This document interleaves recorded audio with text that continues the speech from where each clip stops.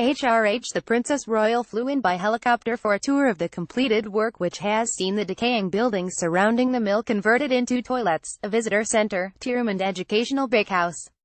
Over a dozen funders have enabled the team of 85 active volunteers make this project possible, including a £1.4 million Heritage Lottery Fund grant.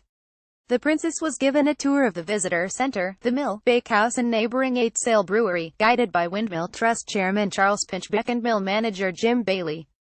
Mr. Pinchbeck commented, "It has been absolutely wonderful. The atmosphere on site was fantastic. She was just really interested in it. To have the support of someone in her position is a fantastic tribute to the project." After asking numerous questions of the ranks of volunteers, she willingly clambered up the mill's ladders to take in a view of the site and surrounding countryside, including the Boston Stump from the outside gallery which encircles the mill tower, before taking a few snaps of her own on her mobile phone.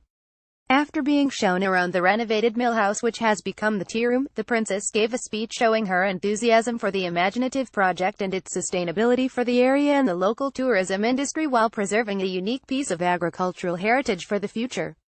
She then unveiled a brass plaque before receiving a hamper of locally sourced Lincolnshire produce presented by Duke of Edinburgh Award volunteer at the mill Mark Millward, from Heckington, who was asked to carry it for her to her awaiting car before she was whisked off to her next engagement.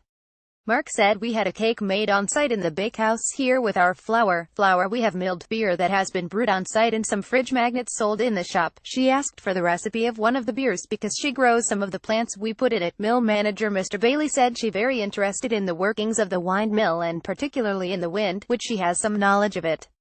She was keen to talk to the other volunteers and find out how long they had been on the project. She wanted to take a photograph of the sails, but we had to stop the sails before we went out onto the balcony. "This has been the end of a 10-year project, and for all of the volunteers involved throughout those years, it is a very proud moment.